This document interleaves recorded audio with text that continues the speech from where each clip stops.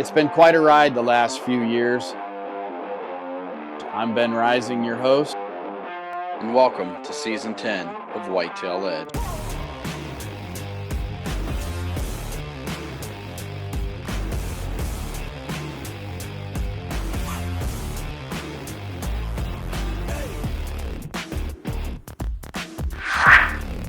Wow, these are the days. I'm just like crazy to shoot low for these days, man. It's unbelievable. I just shot the biggest deer of my life. I'll tell you, it's just humbling to be sitting behind a 5.5-year-old whitetail like this. Whitetail Edge is brought to you by Evolved Harvest, Stealth Cam, Redneck Blinds, G5, and Deercast. Today we're going to join Dewaine Jones on a really special hunt, but we're going to start out his season in Ohio. I'm back down here on my property chasing Nope. Hopefully we see Nope. Nope was in this scrape this morning at daylight. Still after Nope. It's my sixth sit for him. I haven't seen Nope since October 28th. Nope was in this field, and I will stay after him if it takes me all season long. And Dewaine had acquired a 36-acre property, I believe it is, in Ohio, a few years back. It's kind of been Dwayne's pride and joy, Dwayne's a hardworking, just normal, average, blue-collar guy. Loves to deer hunt, loves his family, loves Jesus.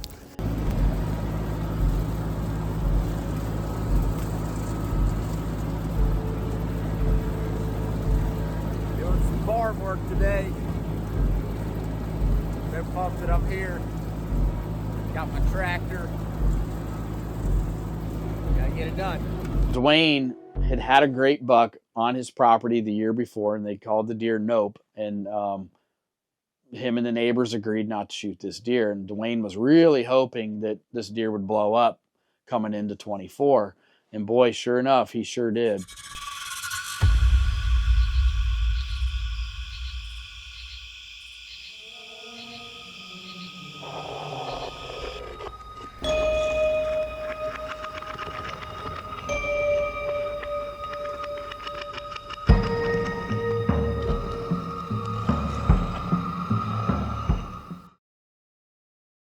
Hey guys, real quick, if you have a trophy room that you're super proud of, or a single deer or any deer, and you want to protect that deer for life, to where if you have a house fire or somebody steals it, Classic Racks is something you need to check out. It's the 3D digital scanning, to where you can scan a deer like this, just like I did, through the app on your phone that they provide, and they will you can get mini replicas or you can get full-size replicas. But the detail and definition is unbelievable. This is a mini replica of scissors after scanning it with Classic Racks. Really cool. This is just more of a trinket thing, like something fun to have.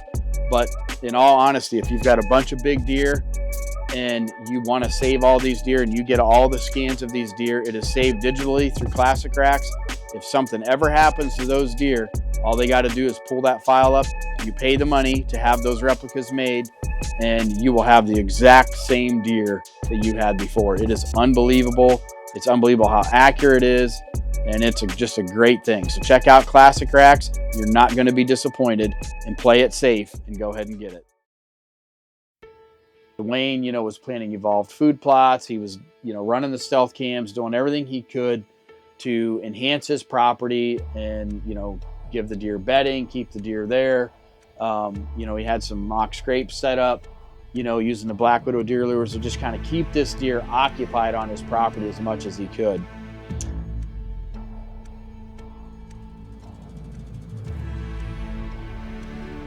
To get this planted today and then pray for rain. I've been checking out Deercast, the map, the rain station, and all that stuff. Like right here, you can map it out and see what you're going to plant. On this side, I'm going to plant just like some clover and things of that nature over here, and then over here by my redneck I'll put the deer radishes in. So that's a really good tool to have. That's cool for deer cast.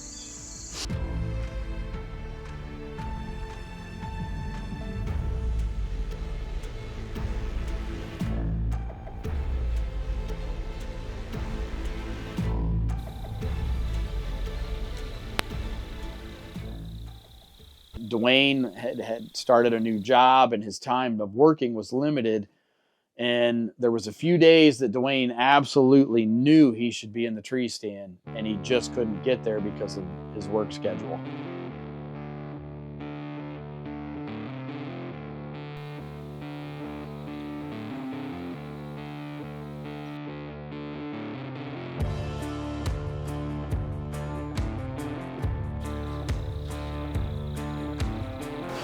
Yesterday it was 77, today it's like 62.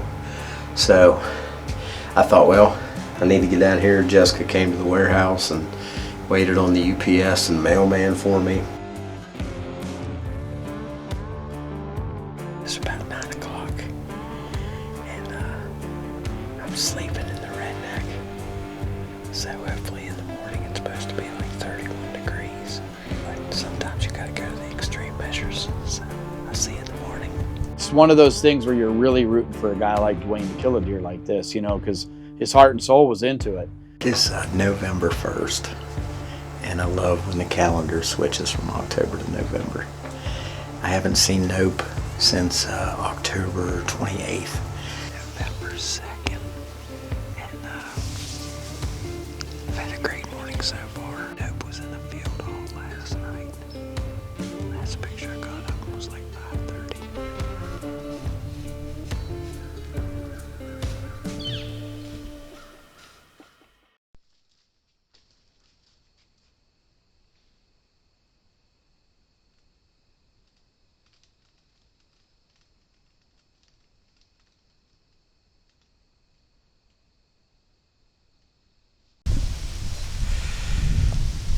Alright, guys. As you know, or if you don't know, it is November 9th, Saturday.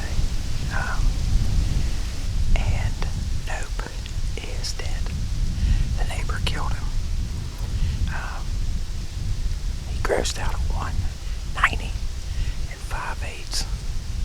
Just a magnum. And congratulations to my neighbor. He's a great guy. Killed him with a recurve at 10 yards. That was just God's plan. Dewaine was just heartbroken, you know, obviously, and I would be too for him. You know, I mean, it's just one of those deals where a guy puts so much effort in and getting really close to shooting this big deer and it just not happening. So at this point, Dewaine really didn't have a deer to hunt in Ohio anymore. So he decided to start going west. And I had a lease in Illinois that Dwayne's hunted on in the past, and he'd paid half of it that year. I'd let him pay it.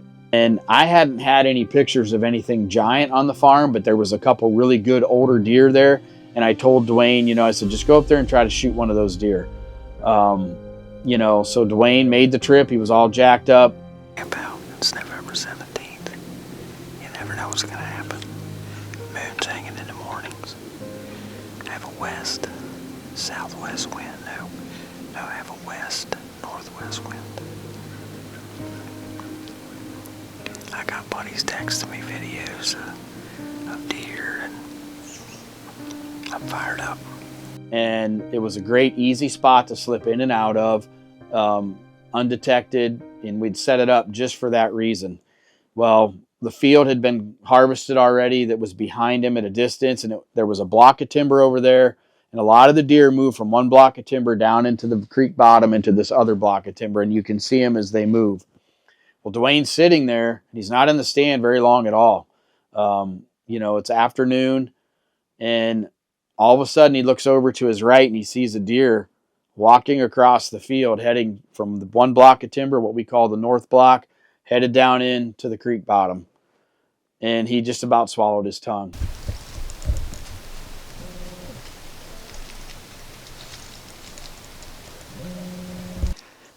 I just seen that giant go down in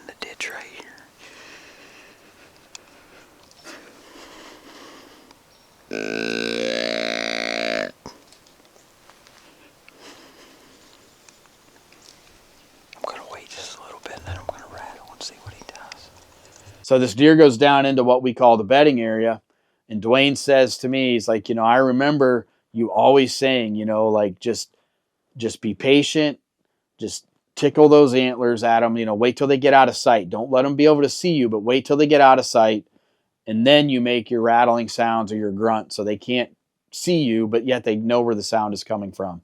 So that's exactly what Dewaine did. He said, as soon as that deer went down in the brush, he grabbed that black rack, he rattled, he grunted a few times with the extinguisher, and he just sat there. And he said, all of a sudden, the brush just starts moving down below him, and this giant just walks out of the brush. I can't see him anymore.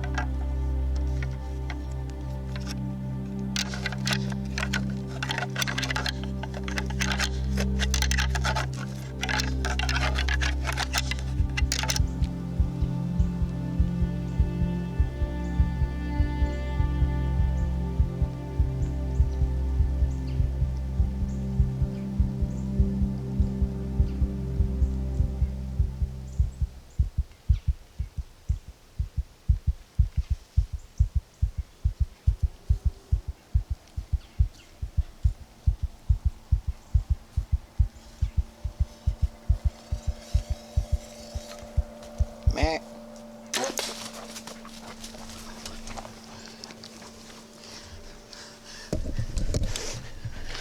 I just shot the biggest deer in my life.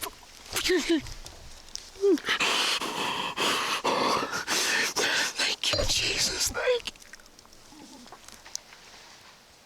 you. That's the biggest deer in my life I've ever. And let me tell you something. I'm going to tell you something right now.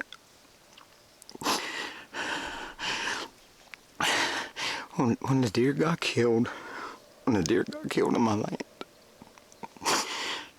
I was putting all my faith in myself. I hit my knees up here in the field. I said, God, I just want you to do it, please. And that's my first Booner Crockett buck. That's my first Booner. And he gets the praise. Ben. What? I just killed the biggest deer of my life. Did you really? Freak yeah! A Booner, man.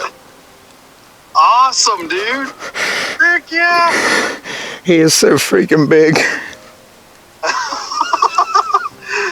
I can only imagine. I mean, it makes me just get pumped up thinking about, because when your blood starts coming through you like that, when you see a deer like this, just like I did with Scissors years ago, that footage of him coming down the hill, well, that's just everything Dewaine's going through at this exact moment, and trying to keep his composure, self-film it, draw your bow, do everything you need to do to make a good shot on a true giant is a hard thing to do when you're self-filming, and Dewaine did it perfectly, and I'm so proud of you, Dewaine.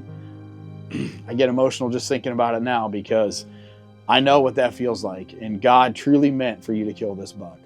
That's the new T2 broadhead from G5. It's sunk in the ground, man. He was, I don't know, 15, maybe 20 yards max. What I've dreamed of. I've dreamed of killing a buck like this all my life. Right. Look at that big old track. Yeah. Look at that thing. Yeah. That is the biggest deer of my life. The mass, the brown tines. Biggest deer of my life. Thank you, buddy. Oh my gosh. Unreal. Okay. Unreal. I want to thank the good Lord. Okay, go ahead. I want to thank the good Lord and thank my wife, and man, I'm just so blessed. Thank you to Mark and Ben, and this This is awesome. This is what dreams are made of. I hope you enjoyed this episode as much as I did. But one thing to take from this episode is you're not always going to know what deer are there, you know. And I know we can all get so caught up in looking at our trail cameras, thinking we know everything, you know, and we just don't always. Sometimes there's just bucks out there that are camera dodgers. Sometimes there's bucks out there that are just roaming, or they get kicked up somewhere and they end up in the next block that nobody ever knew they was around. And if you're out there putting in your time in, sometimes you just might get rewarded. And that's like the perfect case right here with Dewaine. Like, we did find out from the neighbor that he did know about the buck, but he'd only had like 1 or 2 pictures of it. It wasn't like a regular in the general area all the time.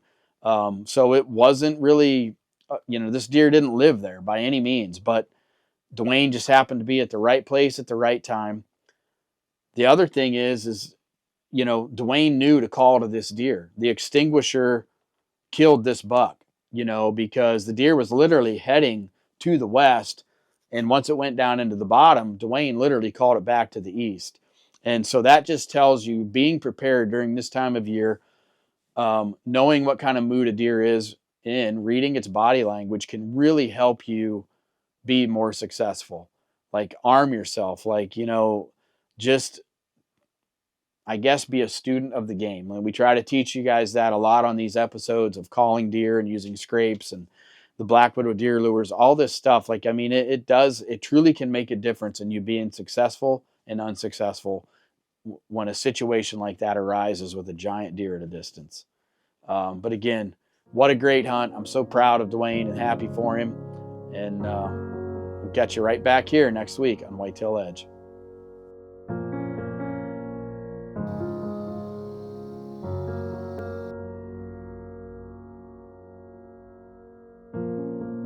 And he said, I'll just never forget Dewaine saying to me, he goes, well, Ben don't know that deer's here. You're going to want to see this, because you're just going to flip out, just like Dewaine did in the tree stand. For in the morning, so I'm going to do something crazy. I'm going to sleep in here. I got all my stuff, blankets, snacks and all that good stuff. Got my shirt off. It's really hot in my blind. Some people might call me crazy, but I am about half crazy. Next week on Whitetail Edge.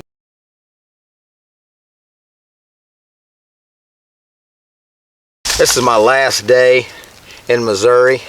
This is our hit lister. Jake said he's around 8 years old.